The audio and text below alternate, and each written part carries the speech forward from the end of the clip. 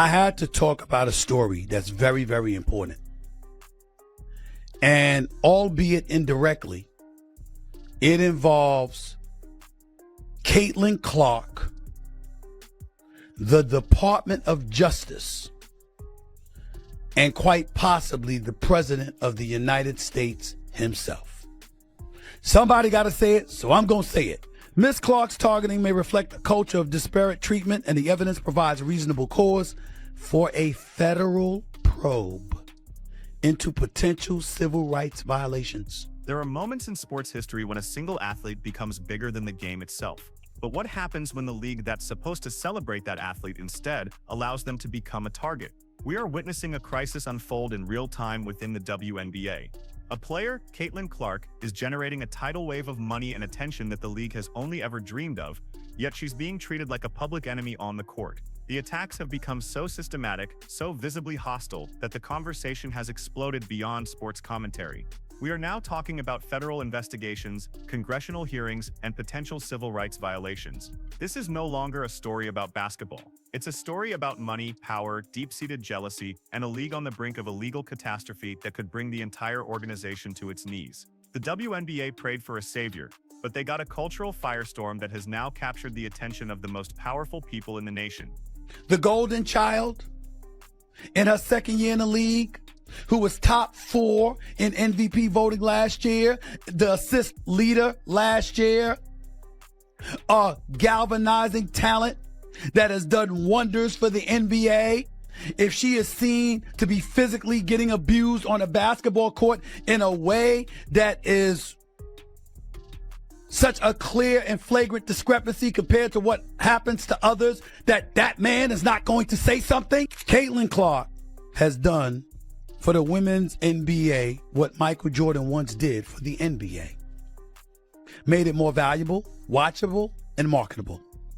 Instead of protecting its transformative star, the league's leadership ignores the relentless targeting of Ms. Clark, treating its greatest asset as if she were a PR headache. That approach could turn into a legal liability for the WNBA. The story has to begin with the money, because the numbers are so astronomical they border on the absurd. Before Caitlin Clark arrived, the WNBA was a niche league, respected by its core fans, but largely ignored by the mainstream. The moment she was drafted, the entire financial landscape of women's basketball was redrawn. Her Indiana Fever jersey became the highest-selling draft pick jersey in the history of any sport ever. On its first day, it outsold the entire 2023 Dallas Cowboys collection. Merchandise sales for the league as a whole didn't just grow, they detonated, skyrocketing by a mind-bending 601%. But it wasn't just jerseys. Attendance records were shattered, not just for the Fever, but for every team they played against. Opposing teams had to move their home games from their regular arenas to massive NBA stadiums just to accommodate the tens of thousands of fans who were paying top dollar to see her play. The Caitlin Clark effect was real, and it was a license to print money. Her presence directly led to the league chartering private planes for the first time, a huge quality-of-life upgrade that players had demanded for years. She alone was the reason it finally happened. Since she joined the league last year, Ms. Clark's impact has been seismic. Merchandise sales soared 601%. Indiana Fever viewership jumped 170%. The team's value tripled. League Pass subscriptions climbed 366%. App engagement rose 613%. And her endorsements topped $11 million.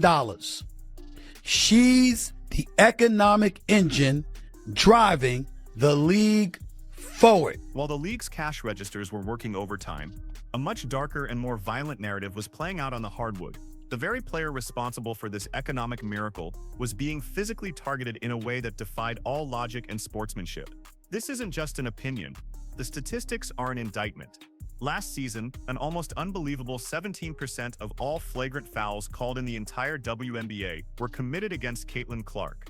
Imagine if 1 out of every 5 major fouls in the whole league was directed at a single rookie. It's double the rate of any other player. These weren't just aggressive plays. We're talking about the infamous blindside hip check from Kennedy Carter, a move that had nothing to do with basketball and everything to do with intent to injure. We're talking about hard shoves to the floor, off-ball body checks, and elbows to the head that were consistently downplayed by officials. Analysts like Rebecca Lobo stated on national television, "Every single one of those plays against Caitlin Clark has been a foul, confirming what millions of fans were seeing with their own eyes." The tired excuse of "welcome to the league" fell apart when compared to the treatment of past legends. Michael Jordan was targeted by the bad boy Pistons, but the entire league didn't line up to take cheap shots at him while the referees looked the other way. This was different. This felt personal. Let me tell you what kind of quotes Trump would lead on. Sophie Cunningham told the Wall Street Journal, she's Caitlin Clark's teammate, the Indiana Fever, the star player of the league is not being protected. Rebecca Lobo, analyst, ESPN. What does she say? Every single one of those plays against Caitlin Clark has been a foul. By the way, when she was out for the All-Star weekend this year, because she was hurt, by the way, because of the roughhouse tactics all of those folks alluded to, the ratings dropped 36%. They still had over 2 million views, but they had over 3 million last year. It dropped because she wasn't playing.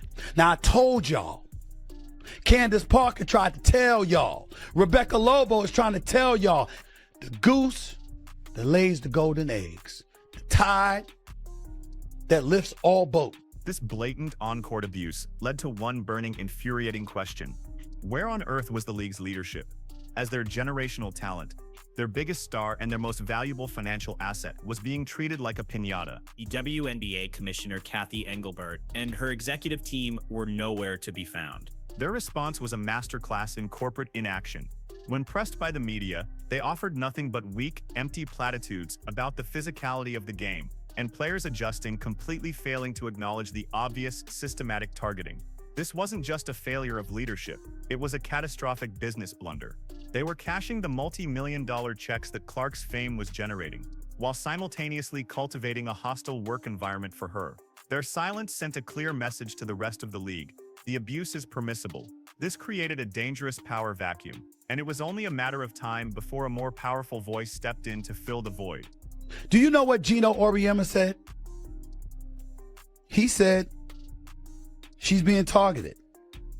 I don't remember when Michael Jordan came into the league, guys looking to go out and beat him up. Only the Detroit Pistons were looking to beat him up. And then after that, the New York Knicks with Pat Riley and Ewing and Anthony Mason and Xavier McDaniels and Charles Oakley and all of these guys. The John Starks of the world, Derek Harpers of the world eventually, stuff like that. That moment arrived with the force of a thunderclap, when Stephen Smith, arguably the most powerful voice in sports media, dropped a bombshell that fundamentally changed the entire conversation. On his show, in front of millions of viewers, he went beyond sports commentary and entered the realm of legal analysis. He declared, with no uncertainty, that the relentless targeting of Clark, combined with the league's negligent inaction, provided reasonable cause for a federal probe into potential civil rights violations. He wasn't just criticizing bad officiating anymore. He was publicly accusing the WNBA of potentially breaking federal law. He used phrases like disparate treatment and hostile work environment, the very language that forms the basis of major workplace discrimination lawsuits. By doing this, Stephen Ostexman legitimized the outrage that had been simmering among fans and gave it a legal framework. He single-handedly elevated the issue from a sports grievance to a national legal concern. Ms. Clark's targeting may reflect a culture of disparate treatment, and the evidence provides reasonable cause for a federal probe into potential civil rights violations.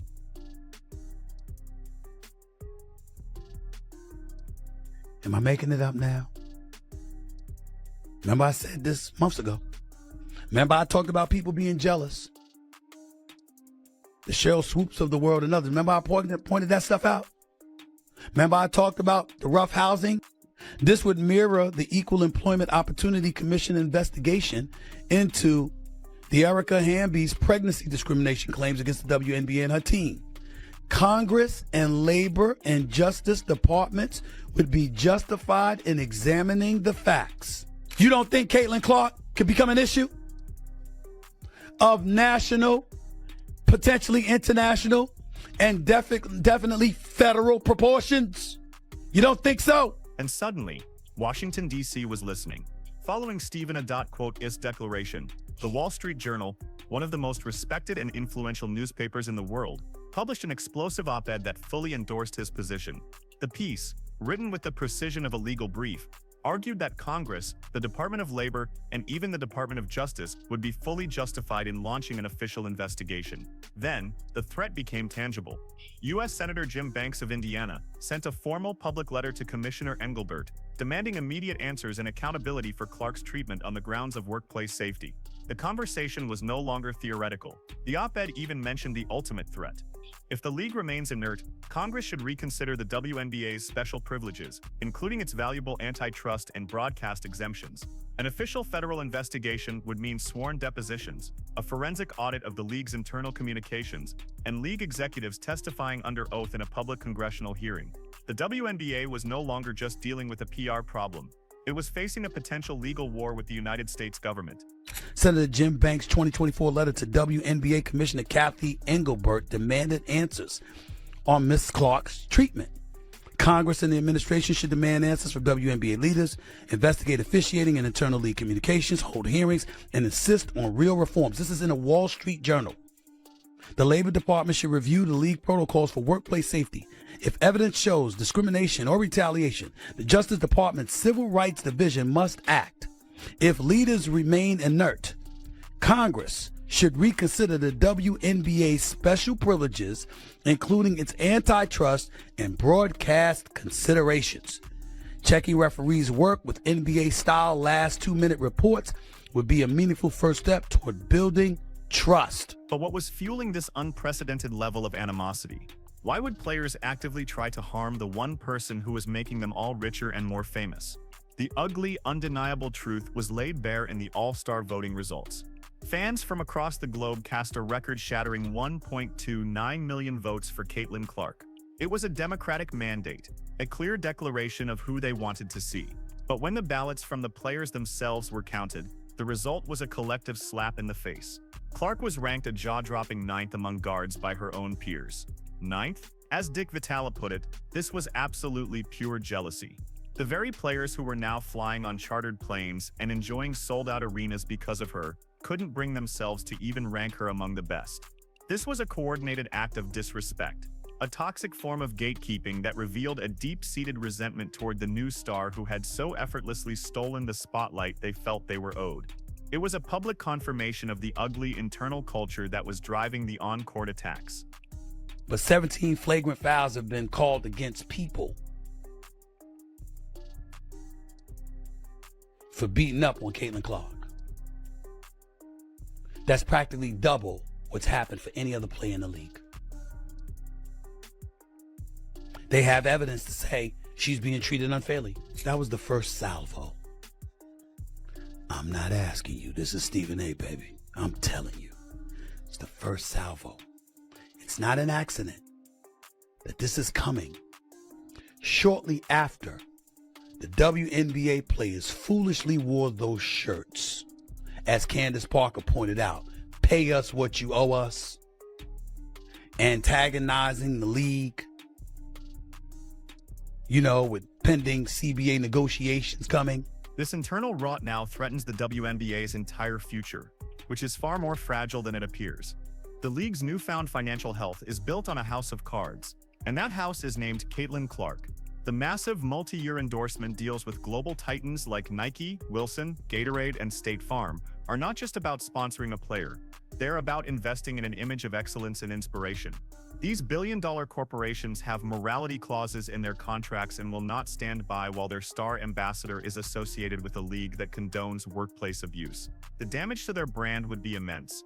Even more critical are the upcoming media rights negotiations. The WNBA is poised to sign a deal that could be worth hundreds of millions, securing its financial future for a generation. But that negotiating power comes almost entirely from Clark's star power. If the league looks unstable, or if its biggest star seems unprotected, networks like ESPN could use that leverage to drastically lowball their offers, costing the players and the league a fortune. The Indiana Fever, the franchise that pinned its entire future on Clark, seems to have come to a grim realization. The league will not protect its most important asset, so they have decided to take matters into their own hands. Their off-season roster moves and on-court behavior have sent an unambiguous message to the rest of the league. If the institution won't provide protection, they will create it themselves. They deliberately acquired tough veteran players like Sophie Cunningham, known for her physicality and willingness to stand up for teammates, essentially hiring an on-court enforcer. Star teammates like Aaliyah Boston, a former #1 pick herself, have become fiercely protective, both physically and in post-game interviews. This sets up a dramatic and dangerous conflict, a single franchise essentially declaring war on the rest of the league's culture to safeguard its star player. The Fever's front office understands that their team's billion-dollar valuation is inextricably tied to Clark's health, happiness, and safety. They won't let league politics jeopardize their investment. So now the WNBA is standing at a historic, perilous crossroads, facing a full-blown crisis entirely of its own making. The chartered planes, the record profits, the sold-out arenas, the primetime television slots, all of it hangs precariously in the balance, tethered to the fate of one 22-year-old player. The league has two clear, divergent paths forward. It can finally wake up, purge the jealousy, and implement real measures to protect the generational talent who single-handedly resurrected their brand. Or it can continue down its current path of negligent silence and watch as federal investigators, furious sponsors, and a completely alienated public dismantle the golden era she built. The story of Caitlin Clark was supposed to be the WNBA's ultimate triumph. Instead, it has become a damning public indictment of a league with a dysfunctional and toxic internal culture. The final question is no longer if Caitlin Clark will change the WNBA, but if the WNBA can save itself from its own self-destruction before it's too late.